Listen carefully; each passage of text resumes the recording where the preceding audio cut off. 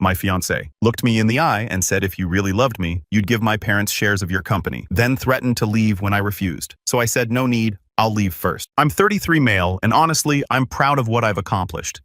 My tech consulting firm isn't Google or Amazon, but it's mine. I started it with no outside help, no rich relatives, no magical investments, just me, my laptop, and way too many sleepless nights. I sacrificed a lot to make it work. Skipped vacations, ate ramen for dinner when I couldn't afford takeout, and kissed any kind of work-life balance goodbye. So yeah, I'm pretty attached to what I've built. About a year ago, I met Jenna, 29 female. At first, she seemed like the perfect match. She was ambitious, confident, and had this magnetic energy that drew people in. She knew how to dress, talk, and charm a room in ways that I'll admit I could never pull off. We started dating, and things were great for a while. I thought I'd finally found someone who understood my hustle. Fast forward a year, and we were engaged. The proposal was nothing flashy, just us, a nice dinner and a quiet moment where I asked her to marry me. She said yes, and for a while I thought I was on cloud 9.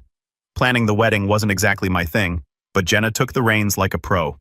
Venues, dresses, catering, she had it all under control, and I was just happy to go along with it, or at least I thought I was.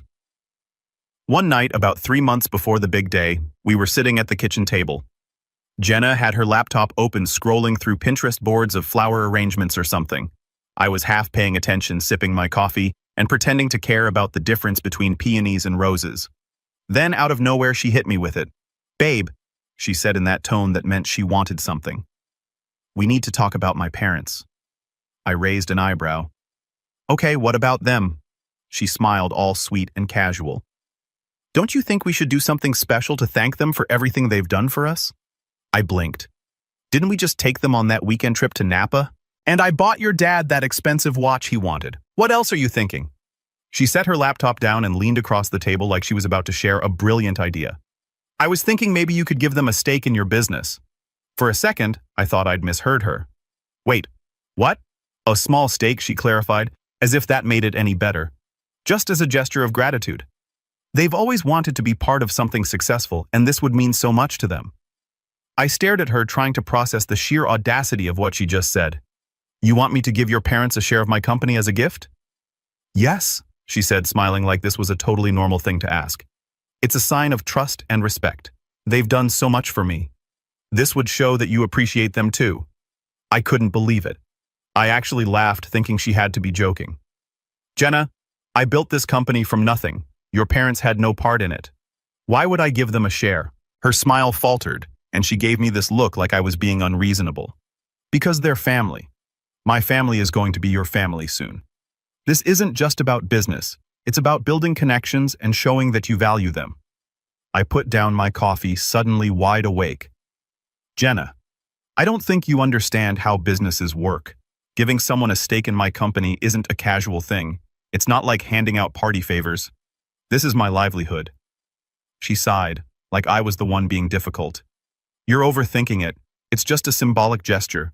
They're not going to take over or anything?" I rubbed my temples, trying to stay calm. "Jenna, this isn't symbolic, it's legal. Your parents didn't help me build this company, and they didn't invest in it. Why would I hand them part of it?" Her tone shifted, then becoming sharper. "Because they're my parents. Aaron, without them, I wouldn't even be here. Don't you think they deserve something in return?" I couldn't believe what I was hearing. They deserve respect, sure, but respect doesn't mean giving away something I've worked my ass off for. The conversation ended there for the night at least. But as I lay in bed later staring at the ceiling, I couldn't shake the feeling that this was just the beginning of something bigger. Jenna's request wasn't just weird, it was entitled, and the fact that she thought it was reasonable, that was a massive red flag. Looking back, I should have seen it coming. Jenna had always been a little extravagant. She grew up in a family where money wasn't exactly tight, and she had this habit of expecting the best without questioning where it came from. I'd always thought it was harmless, but now, it felt like she was treating my business, my life's work, as some kind of bargaining chip. The day after Jenna's little suggestion, I woke up hoping she'd slept it off. Maybe she'd had a momentary lapse in judgment. People say dumb things when they're caught up in emotions, right? I figured she'd realize how absurd the idea was, and we'd move on. I couldn't have been more wrong. That morning, I made us coffee like usual, and for a minute, everything felt normal. She kissed me on the cheek, thanked me for the coffee, and started scrolling on her phone while I read emails on my laptop. I actually thought maybe I overreacted. Maybe she'll let it go. But then, like clockwork, she brought it up again. Babe, she said, putting down her phone. I was thinking more about what we talked about last night. My stomach dropped. What we talked about last night could only mean one thing. Jenna. I started already exhausted. We don't need to rehash this. I thought we were done with that conversation. She gave me this practiced smile, the kind she usually saved for convincing me to go to overpriced brunch spots. I just think you're not seeing the bigger picture here. This isn't about the money or control. It's about showing my parents that you value them as much as I do. I closed my laptop, realizing I wasn't getting out of this conversation. Jenna, I respect your parents. I really do. But giving them a stake in my company isn't a bigger picture. It's a legal and financial nightmare. I leaned back in my chair, trying to stay calm.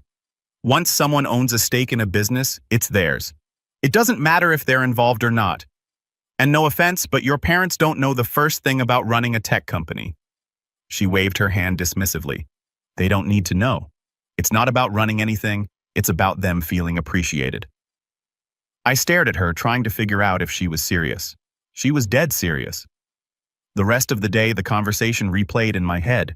I couldn't focus on work because I kept thinking, is this what the rest of my life is going to be like? Constant guilt trips over unreasonable demands. That night, it got worse. We were sitting on this couch watching TV. Suddenly, she turned to me and said, "You know, if my parents had a stake in the company, it could really benefit you too." I hit pause on the show. "What are you talking about now?"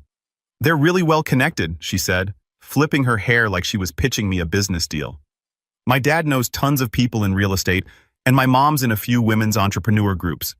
They could help bring in more clients." I rubbed my temples. "Jenna, my business doesn't need your parents' help. I've been growing it just fine without them." "But think about the potential," she said, her voice getting more excited. "With their connections, you could scale faster. This isn't just for them, it's for us, for our future." And there it was. She'd shifted tactics. The demand wasn't just about pleasing her parents anymore, now it was about our future. "Jenna," I said slowly, "if this is about our future, then you should be supporting the business I've already built, not trying to hand pieces of it to your parents." She frowned, clearly not liking where this was going. "I am supporting you. I just think you're being short-sighted. My parents are excited about us getting married, and this would make them feel like they're part of something meaningful." It wasn't excitement, it was entitlement, plain and simple. But I didn't want to blow up at her, not yet anyway. "Look," I said, "I respect that your parents are important to you, but that's crossing a line." Her frown deepened, and for the first time I saw something in her expression that made me uneasy. She wasn't just upset, she was calculating. The next day, things took a turn I didn't see coming. Jenna had apparently decided to recruit backup. Her mom called me while I was at work. "Hi, Aaron," her mom said in this overly cheerful voice that immediately put me on edge. "I just wanted to thank you for being so thoughtful about including us in the business. Jenna mentioned your idea, and we're so touched." I nearly dropped my phone. Excuse me." "Don't be modest," she said with a laugh. "Jenna told us you're thinking about giving us a stake in your company as a wedding gift. It's such a generous gesture. You're truly part of the family already." I was so stunned I couldn't even speak for a second. Then I managed to stammer, "I think there's been a misunderstanding. I never agreed to anything like that." Her tone shifted instantly. "Oh, well, that's not what Jenna said." "Yeah, well, Jenna and I haven't exactly come to an agreement on this," I said firmly. "And frankly, I'm not comfortable with the idea." Her mom went silent for a moment, then said, "I see. Well, I hope you'll reconsider. This would mean a lot to us." I ended the call, my blood boiling. Jenna had gone behind my back and sold her parents on an idea I'd flat out refused. When I got home that night, I confronted her. "Why did your mom call me about the business?" Jenna didn't even look guilty. "I thought it would help if you understood how much this could mean to them. Sometimes people need a little encouragement." "A little encouragement," I snapped. "You made it sound like I'd already agreed to this." She crossed her arms, her tone turning defensive. "You're making a big deal out of nothing. I was just trying to get everyone on the same page." "The same page," I said, my voice rising. "Jenna, this isn't some group project. This is my business, my work, and you have no right to promise anything about it to anyone, especially not your parents." For the first time, I saw a flash of anger in her eyes. "If you can't do this one thing for me and my family, maybe you don't really care about us as much as you say you do." I stared at her, stunned. Was she seriously guilt-tripping me over this? "You know what, Jenna? I said finally. If this is how you're going to act, maybe we need to rethink a few things. I walked out of the room before she could respond, my mind racing. I didn't know where this was going, but one thing was clear. Jenna wasn't backing down, and neither was I. I thought Jenna's antics had reached their peak already, but I was wrong. That was just the warm-up act. What came next turned this whole situation from annoying to straight-up toxic. The next morning, I called my best friend Dave. If anyone could give me an honest take, it was him. When I explained the situation, he let out a long whistle. Dude, this is bad. Like, run for the hills bad. Yeah, no kidding, I muttered. Let me get this straight, he said. She's basically threatening to end things unless you hand over part of your business to her parents, pretty much, I said. And she doesn't see why that's insane. Nope. Dave let out a laugh, the kind that's more disbelief than humor. Man, I don't know what to tell you. This isn't normal like at all. If she's this entitled now, imagine what it'd be like when you're married. You sure you want to go through with this? That was the question, wasn't it? For the first time, I wasn't sure of the answer. That evening, Jenna hit me with the ultimatum. We were sitting in the living room barely speaking when she suddenly said, "So have you made your decision?" Decision about what I asked, even though I already knew. The shares, she said bluntly. Are you going to do it or not? I looked her dead in the eye. No, Jenna, I'm not. She leaned back, crossing her arms. Then maybe this relationship isn't going to work. For a moment, I just stared at her, trying to figure out if she was bluffing. But her expression told me she wasn't. Maybe it's not, I said finally. Her eyes widened like she hadn't expected me to call her bluff. You're seriously willing to throw everything away over this? I could ask you the same thing, I said. You're the one making unreasonable demands and threatening to walk away when you don't get your way. What kind of foundation is that for a marriage? She didn't answer. Instead, she stood up and walked out of the room. As I sat there in the silence, I realized something. This wasn't just a fight. This was a turning point, and no matter how it ended, things were never going to be the same. After Jenna's ultimatum, I spent the next day walking around in a fog. My mind was spinning. I couldn't concentrate on work, and I kept replaying our argument over and over again. I knew something had to change, but I wasn't sure what. Should I fight harder to make her understand? Try to compromise somehow? Or was this whole relationship doomed? Then I remembered my lawyer, Olivia. She wasn't just a legal expert, she was a friend who had been through some messy situations herself. If anyone could give me solid advice, it was her. I called Olivia and told her I needed to talk. She didn't even hesitate. Come by my office this afternoon, she said. We'll figure it out. When I walked into her office, Olivia greeted me with a grin and a coffee. All right, Aaron. What's got you so rattled? I sighed and sat down, spilling the whole story. I told her about Jenna's request, the guilt trips, the call from her mom, and finally the ultimatum. Olivia's grin faded as I spoke, replaced by a look of pure disbelief. When I finished, she leaned back in her chair, crossing her arms. Wow, that's a lot. Tell me about it, I muttered. Let me get this straight, she said. Your fiancé is demanding you give her parents a stake in your company as a wedding gift. Yep. And she threatened to end the engagement if you don't. I nodded. Olivia let out a low whistle. Aaron, this is a massive red flag, like wave it in the air and run the other way. I know, I said. But what am I supposed to do? I love her, but this feels like a line I can't cross. You're absolutely right, Olivia said firmly. You can't cross this line, not just for your sake, but for the future of your business. If you give away shares now, you're opening yourself up to a world of legal and financial complications. Like what I asked already, dreading the answer.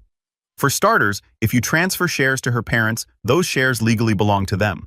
If anything goes wrong, say they decide they want more involvement or they sell their stake to someone else, you lose control of that portion of your business. And if you and Jenna get married, it gets even messier.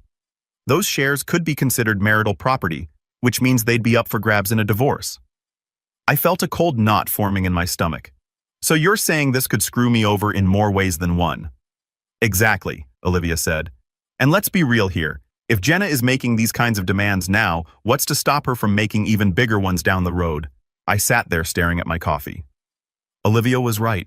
This wasn't just a one-time issue.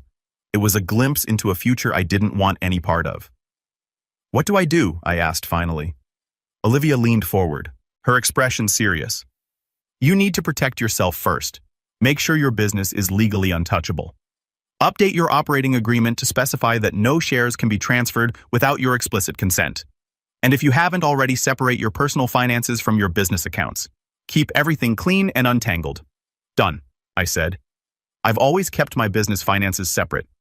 Good, Olivia said. Now about Jenna. You need to be crystal clear with her. No more maybe or we'll see. Tell her flat out that this isn't happening and that it's not up for discussion. If she can't accept that she trailed off, but I knew what she was implying. Yeah, I said quietly. I might have to end it. Olivia nodded, her expression sympathetic. I know it's not easy, Aaron, but you need to think about what's best for you in the long run. A healthy relationship doesn't involve ultimatums and manipulation. That night I went home feeling more resolved than I had in days. Olivia's words echoed in my head. A healthy relationship doesn't involve ultimatums. Jenna was sitting on the couch when I walked in, scrolling through her phone like nothing had happened.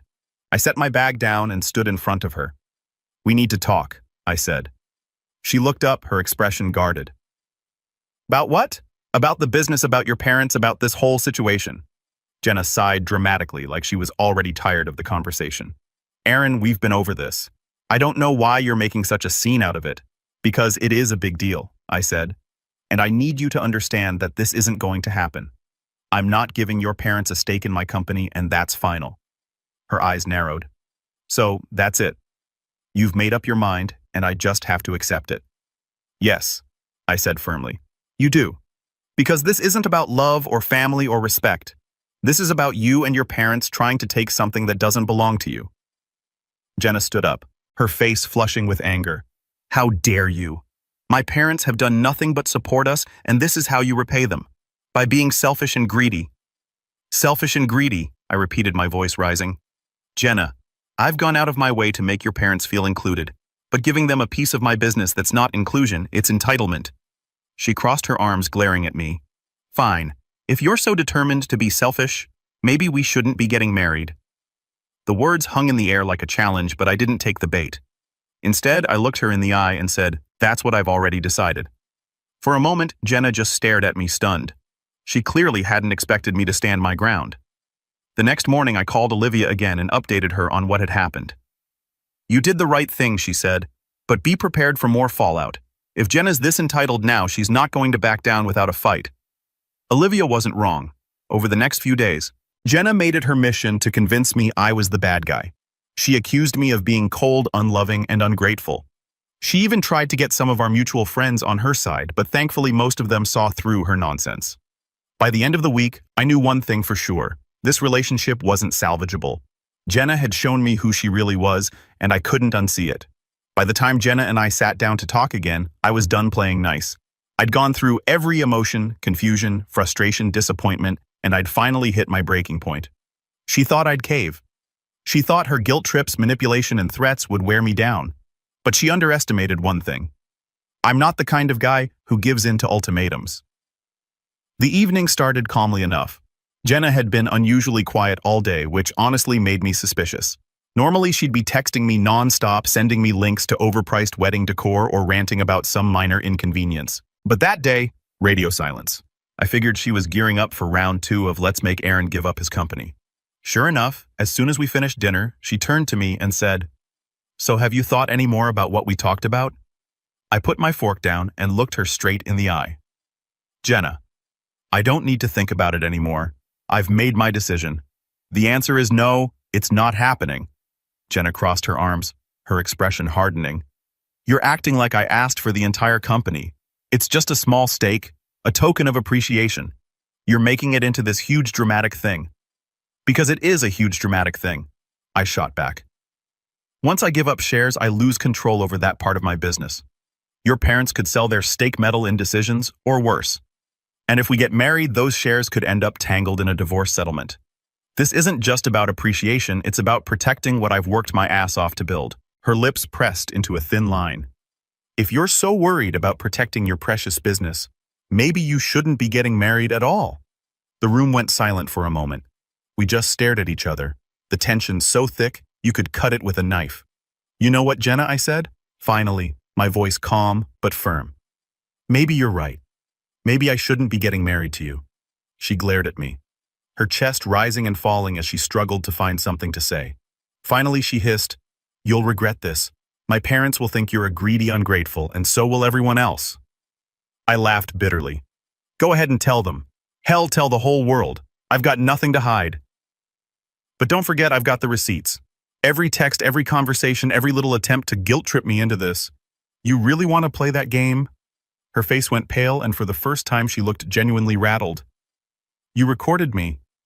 I didn't plan to, I said. But after that call with your mom, I figured I needed to protect myself. So yeah, I've got evidence. And if you try to spin this story, I won't hesitate to set the record straight. She opened her mouth to argue, but closed it again, clearly realizing she was backed into a corner. Without another word, she grabbed her purse and stormed out of the house. The next few days were chaotic. Jenna called me multiple times, alternating between angry rants and tearful pleas. At first I ignored her, but eventually I picked up one of her calls, figuring I might as well hear her out. Aaron, she said, her voice trembling. I'm sorry. I was under a lot of pressure from my parents.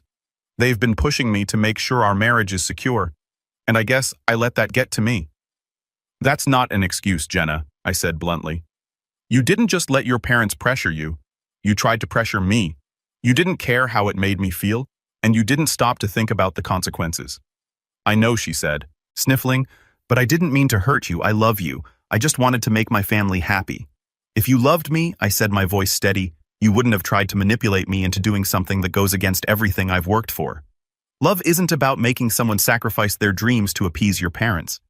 She started crying again, but I didn't stick around to listen. I hung up and blocked her number. In the days that followed, Jenna tried every tactic she could think of. She called my parents my friends, even a few of my business contacts, trying to paint me as the villain. The first wave of fallout came from Jenna's parents. Unsurprisingly, they weren't happy. I'd blocked Jenna on my phone, but her parents managed to get through. The first call came from her mom, who I swear should have been a politician with the way she could spin things. Hi, Aaron, she started in this overly sweet tone. I just wanted to touch base and clear up any misunderstandings. I'm sure Jenna didn't mean to upset you. I didn't even try to play along. There's no misunderstanding, Mrs. Carter. Jenna tried to pressure me into giving you and your husband a stake in my business, and when I said no, she threatened to end the engagement. That's pretty clear. There was a pause, and then she said, well, maybe she just didn't explain it properly. You know how passionate she can get. She only wanted to include us because we care so much about her future and yours. I almost laughed. Mrs. Carter, with all due respect, this isn't about passion or care. I'm not giving away something I built from the ground up, and I'm not going to let anyone bully me into it. Her tone shifted, becoming colder. Aaron, I think you're being very short-sighted. Family is about compromise. If you can't understand that maybe Jenna was right to reconsider this relationship, maybe she was, I said, my voice steady. Goodbye, Mrs. Carter. I hung up before she could respond and immediately blocked her number too. The second wave came from mutual friends. Jenna wasted no time spinning her version of events to anyone who would listen. According to her, I was a control freak who didn't value family and refused to share the success I supposedly owed to others. It didn't take long for some of those friends to start reaching out to me wanting to know my side of the story. One friend, Emily, texted me, Hey Aaron, I heard some things from Jenna and I just want to understand what's going on. Did you really call off the engagement because she wanted to involve her parents in your business? I sighed and decided to nip this in the bud. I texted back Emily, Here's the short version. Jenna demanded I give her parents a stake in my company as a wedding gift. When I refused, she threatened to end the engagement. I wasn't about to be manipulated like that, so I walked away. I have proof if you want to see it, to her credit. Emily replied quickly, Wow, that's not the version I heard. Thanks for explaining. I'm sorry you're dealing with this. That was the pattern with most people. They'd reach out after hearing Jenna's twisted narrative, but once I shared my side and sometimes a screenshot or two, they realized the truth. A few people stayed neutral, which was fine with me, but most were supportive. And Jenna, she was losing allies fast. The third wave was Jenna herself. After her attempts to rally support fell flat, she shifted tactics. Suddenly, I was getting emails and voicemails full of apologies and sob stories. Aaron, I'm so sorry. One voicemail began, her voice trembling like she was on the verge of tears. I let my parents get into my head, and I pushed you too far. Please, can we just talk? I love you, and I don't want to lose you. I deleted the voicemail without replying. Love? Was that what she called trying to manipulate me into giving away a piece of my company? If this was love, I wanted no part of it. Another email came a few days later. This one more desperate. Aaron, please, I made a mistake. I was under so much pressure and I wasn't thinking straight. Can't we work this out? I miss you. It was tempting to respond just to tell her how ridiculous she sounded, but I didn't. I knew engaging with her would only give her more fuel. Instead, I forwarded the emails to Olivia, my lawyer, and asked if I needed to take any further action. Olivia assured me that as long as Jenna wasn't harassing me or trying to interfere with my business, I was fine to ignore her. By the end of the first week, things started to quiet down. The calls and messages stopped, and I didn't hear from Jenna or her parents again. I thought maybe I'd finally turned a corner, until one of my employees brought something to my attention.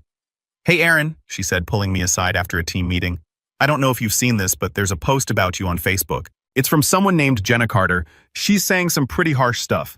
My stomach sank. "What kind of stuff?" She hesitated. "She's calling you controlling and greedy, and she's saying you abandoned her right before the wedding because you didn't want to share your success with her family." I took a deep breath and nodded. "Thanks for letting me know. I'll take care of it." When I looked up the post later, it was exactly what I expected. Jenna had written a long, dramatic rant about how I'd betrayed her and refused to compromise for the sake of our relationship. The comments were a mixed bag. Some people sympathized with her, while others questioned her version of events. I didn't respond to the post directly, but I made sure to save screenshots. Then I called Olivia again. "This is exactly why I told you to document everything she said. If she tries to escalate this further, we'll be ready." Thankfully, it didn't come to that. The post eventually fizzled out, and most people seemed to move on. Jenna, however, wasn't so lucky. Her attempts to smear me only made her look petty, and it wasn't long before the truth caught up to her. Mutual friends who had initially taken her side started reaching out to apologize, saying they'd heard the full story and couldn't believe how far she'd gone. Looking back, I realized I dodged a massive bullet. I stood my ground, protected what I'd built, and walked away with my dignity intact. And Jenna? Well, I'm sure she's still out there somewhere, trying to spin her sob story to anyone who will listen. But that's not my problem anymore. As far as I'm concerned, I made the right choice. My business is mine, my boundaries are intact, and my future is looking a hell